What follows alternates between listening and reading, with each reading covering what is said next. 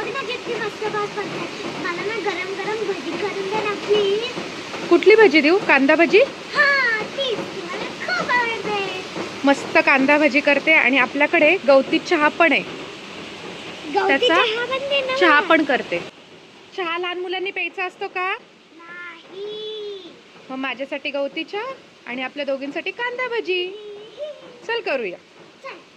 मस्त पावसाळा सुरू झालेला आहे आणि माझ्या मुलीकडून कांदा भजीची फरमाईश आलेली आहे. फर्स्ट टाइम तिने कांदा भजीची फरमाईश केलेली आहे. त्याकरता मी ते 2 कांदे छान असे उभ्या आकारात चिरून घेतलेले आहेत.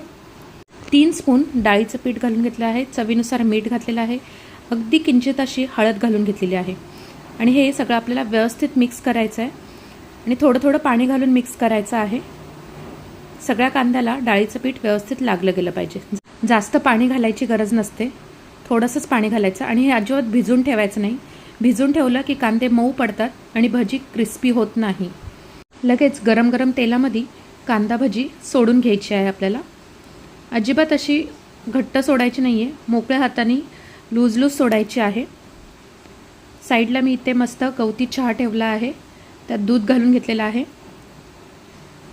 फुल गॅसवर भजी नाही करायची, मीडियम गॅसवर करायची आहे. नाहीतर भजी वरून करपते आणि आतमधून कच्ची राहते.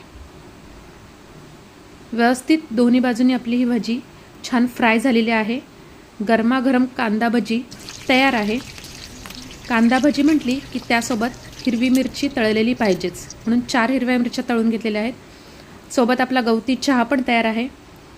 मस्त गरमागरम अशा पावसामध्ये कांदा भजी, मिरची आणि गवती चहा.